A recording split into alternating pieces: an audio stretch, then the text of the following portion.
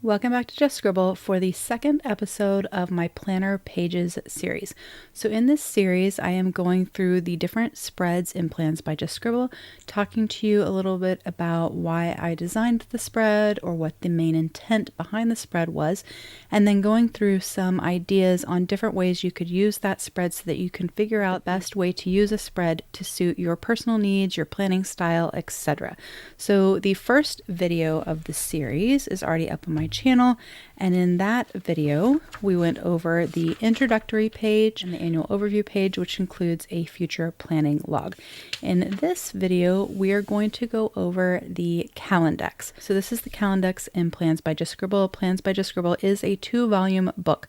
So volume 1 includes the Calendex from January through June, and then volume 2 includes the Calendex from July to December. The Calendex does not have your Monday through Sunday days of the week designations, but it is dated, and then the weekends are shaded for easy reference when you are using it. So the intent behind this spread, or the reason that I included a Calendex spread in Plans by Just Scribble, was actually because pretty much every planner has one. Every planner, from the Happy Planner to Hobonichi and everything in between, they all have some version of a Calendex spread in them. And I know it's a spread that a lot of people rely on heavily in their planner. And I also know that it's a spread that is super, super versatile. There are a ton of different ways that you can use this spread. So I definitely wanted to include a Calendex spread in Plans by Just Scribble. So it is at the front of your planner. So this is volume 2 of my horizontal planner, and it is the first kind of main real spread before you go into your annual section and your quarterly sections in plans. This particular one here that I'm showing you right now, this is my sample planner. And so this is just a sample of the different spreads in the planner, and this is what I used as my guide to develop this Planner Pages series. But this is what your Calendex looks like. So it has your month across the top, then it has a grid section at the top, your dated list for the month, and then a grid section at the bottom. This is the spread in the A5 planner. The A6 planner is slightly different because your page is half the size, and so there's not as much room for grid sections at the top and the bottom. But regardless of the size, most of the ideas that I'm going to go over with you guys can be used in the A5 or the A6 size planner. So I did do some sample spreads that I'm going to show you to kind of give you visual examples of some of the ideas that I'm going to go through of different ways that you can use your Calendex. I think I have roughly 31 ideas, although some of those have kind of subcategory ideas. So there's a few more ideas than that, but roughly 30 kind of general ideas of ways that you can use this spread. So the first idea of ways that you can use this spread is to use it for finance. So you can use it as a budget overview, a savings tracker, a bill tracker, an income tracker, your sinking funds, or your account balance for your checking or your savings. So here I have a few examples of what that would look like for finance. So in the January column, I did this as a sort of sample check register.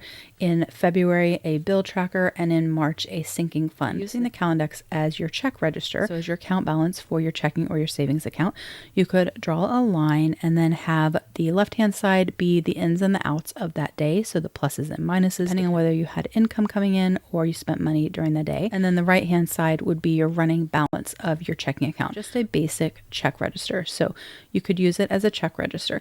You could also use it as a bill tracker. So you could fill out the bills that you had due for each month, put them on the date that they were due.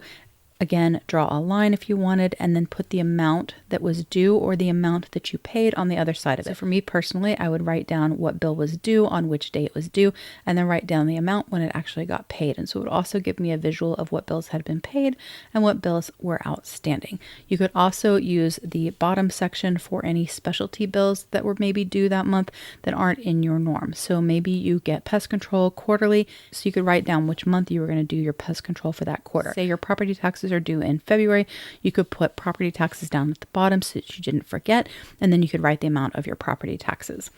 And then the third example on this page is a sinking fund. So if you were saving money to go to Disney and you wanted to save $5,000, you could once again draw a line, and on the left-hand side, you could put down the amount of money that you saved on the days that you saved it. And on the right-hand side, keep a running balance. And then you could have your goal, like your total overarching goal at the top. And then at the bottom a summary for that month of what your beginning goal was, how much you'd saved, and how much you had remaining. So each month you could do this and you could track where you were for your overall savings for your sinking fund until you reached that goal. So that's kind of a visual of 3 ways that you could use this for finance. But again, you could use it for your budget overview, your savings tracker, your bill tracker, your income tracker, your sinking funds, and your account balance or check register. Another way that you can use it, which is a way that a lot of people use it, is for pre-planning or a future log. I personally decorate my monthlies at the beginning of the year and I write directly into them. But a lot of people like to wait to set up their monthlies until the beginning of that month, and they need a place to write down the plans to get scheduled until that happens. Some people use sticky notes and just kind of stick them on the monthly, but a lot of people like to use the Calendex to write down those future plans. There is a future planning log in Plans by Just Scribble for the months that aren't included in your planner for the first 4 months of your next book. But if you're a person that doesn't want to write directly into your monthlies or directly into your weeklies or directly into your dailies, you could use this as a pre-planning / future log. Another way you could use this is just write down birthdays and anniversaries of everyone in your life, so that way you have a quick reference to their birthdays and anniversaries. I do also have printables, free printables in my shop for perpetual calendars where you can write out all the birthdays and anniversaries. You can print them on sticker paper and you could stick them into the planner, or you can print them on tomoe river paper or other thin paper and you could tip them in.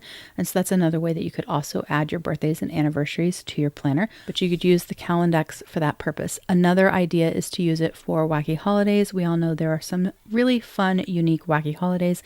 A lot of sticker shops have started offering monthly sticker kits that have the wacky holidays for each day, but you could use this to keep a log of wacky holidays for the year just for fun.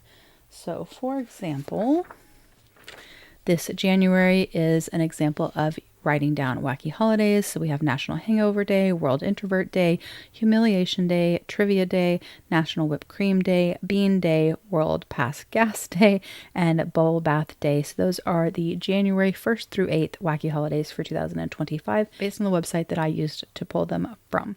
This is an example of a way you could use it for birthdays and anniversaries. So here I wrote the person's birthday and or anniversary on the day that it applied. And at the bottom, I made a section for gift ideas for the birthdays for that month. And so that's a way you could use this for birthdays or anniversaries. And then over here in the March column, I have an example of how you could use it for pre-planning for your future logs. So you could color code days that you don't work or days that there's no school. And then you could add appointments and events as they got scheduled and keep a log in your Calendex until you're ready to set up your monthly planner.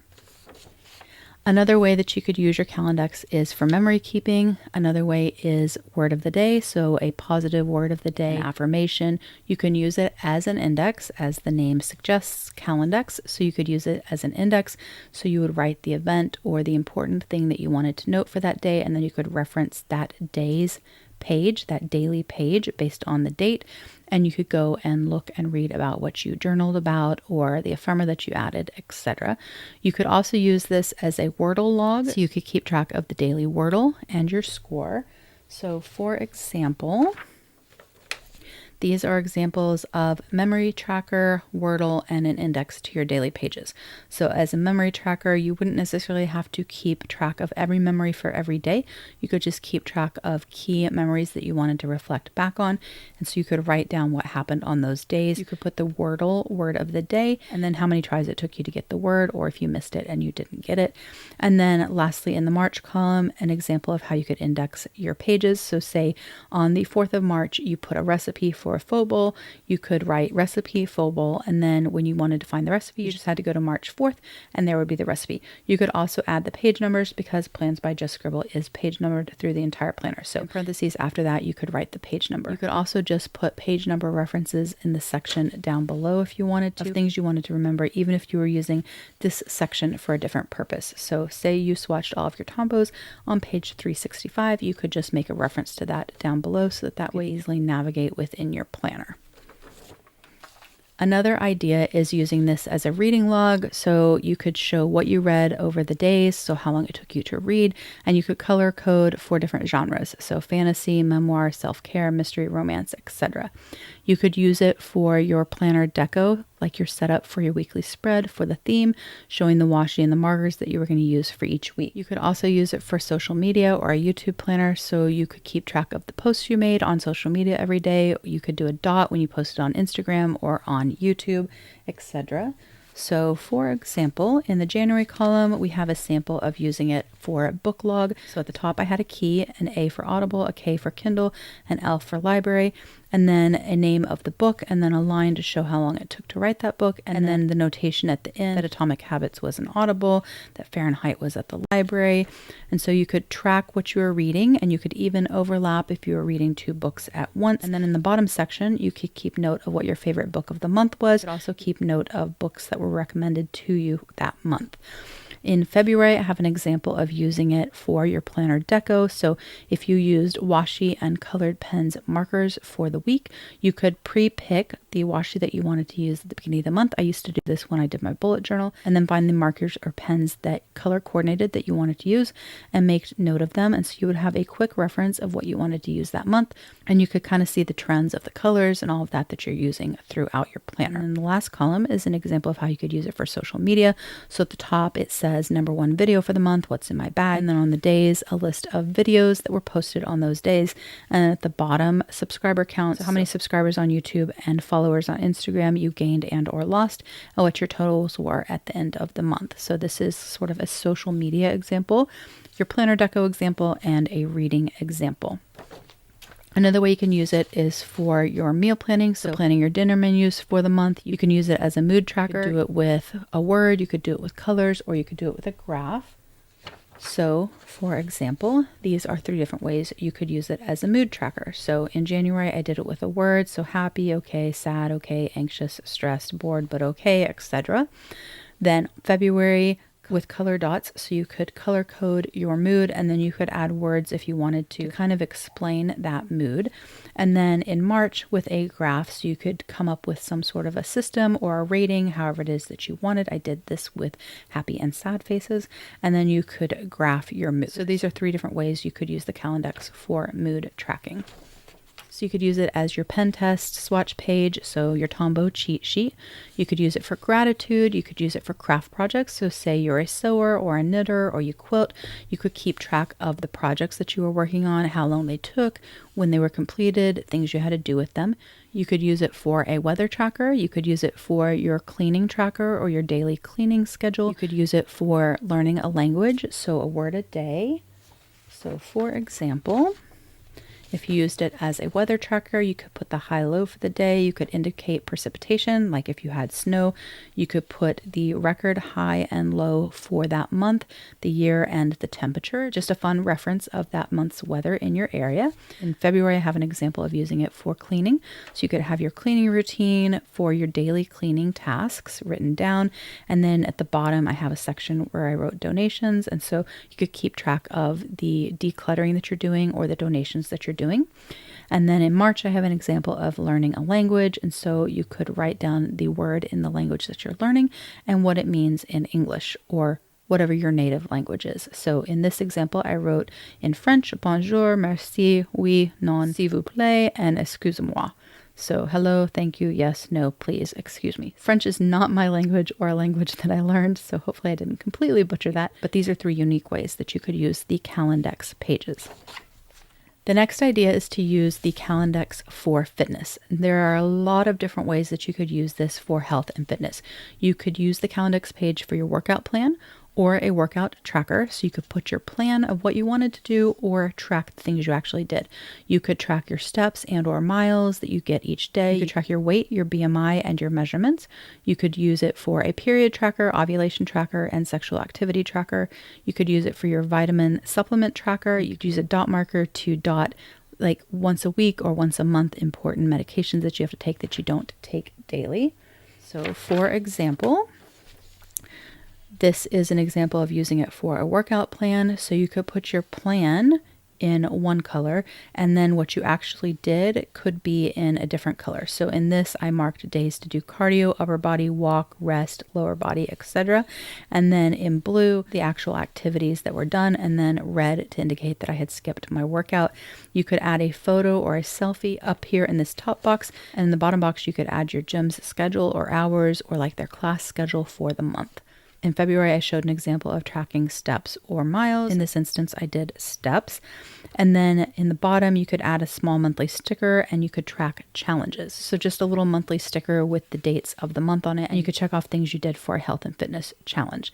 And then in March, I did an example that was sort of a combination of tracking your period and also tracking your weight and measurements. So I have a color key here for period and then mark the days of the period. And then a weight tracker to track weight from weigh-ins, and at the bottom a section to keep track of measurements for that month. So that is an example or some examples of how you could use it for health and fitness. You could also use this to track mileage if you're a person that has to drive a lot for work. You could use this as your mileage log so that you have that information for your tax return. You could use it for your kids' schedule for their extracurricular activities. You could use it for a symptom tracker. You could use it for a health and habit tracker. A lot of people will turn it this way and they will write their habits this way and then they will check off when they've done them. There is actually a habit tracker built into Plans by Just Scribble, and we will talk about that in another episode of Planner Pages. So you don't actually need to use this for habit tracking. But if you wanted to use the habit tracker page for an alternative use based on the ideas from that video, you could use this instead as your habit tracker. You could also use this as a way to track current events. So any key current events, you could just list them out on the day that they occurred. You could use this as an online order tracker. So you could write down the things that you order on the days that they're ordered, and then you could make notes of the dates that they were delivered next to that order to keep track of all of your online orders. You could also use this to graph stats. You could graph all sorts of things, but some examples are graphing your sleep, your steps, your anxiety, your mood, and your weight. So for example, on January, I did a graph here showing how you could graph your sleep and your anxiety and how you could graph two things at once using two different colors with the graphs sort of overlapping. So I put 1 through 10 here for the number of hours of sleep, which is also the high and low for the anxiety. And then a key down at the bottom. So sleep is green and anxiety is orange.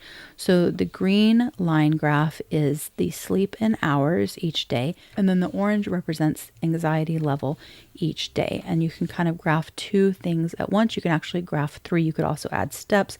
You could graph with different colors so that you could overlap and use this one section to graph a whole bunch of different things. In the center, in February, I have an example of pen swatching, and so you could swatch your Tombos or highlighters, etc. for reference. And then March, an example of an order tracker. There's lots of ways you can do this, but in this particular instance, I wrote the date that the item was ordered and put a color dot next to it, and then the dollar amount spent. And then the date that it was received, put a color dot in that same color. So in this example, Mandolin Plans Functionals, ordered on the 4th, received on the 20th. May Paper Co., ordered on the 11th, $125, received on the 24th. Chic Sparrow, received on the 31st. Macari, received on the 24th. That way you could kind of see how much you spent, what you bought, and how long it took for them to get there. You could also alternatively just write the date that the item was received instead of color coding it like that.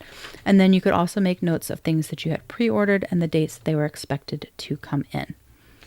So that's an example of the order tracker. And then the last two ideas that I had are to use this for a Bible verse a day or your Bible reading plan tracker. So if you're wanting to read the Bible in a year, you could write down what you are going to read each day and use this as your Bible reading plan, or you can use it for verse a day from the Bible app or something like that. And then the last idea that I had is using this for sports schedules, especially if you're a person that watches college sports or professional sports. You could use it to keep track of the different games that were going on and the scores of the games, or keeping track of your favorite team's scores and how well they're doing in their league. Those are my ideas on how to use the Calendex pages. There are probably a million other ways that you could use your pages, and if you guys have any unique ideas that I didn't share in this video, please pop them down below in the comments so that other people can get ideas from you as well. But that is episode 2 of Planner Pages, the Calendex. If you have any questions or comments, please don't hesitate to comment down below and I will definitely get back with you. Make sure you're subscribed so you don't miss future videos, and don't forget to just scribble.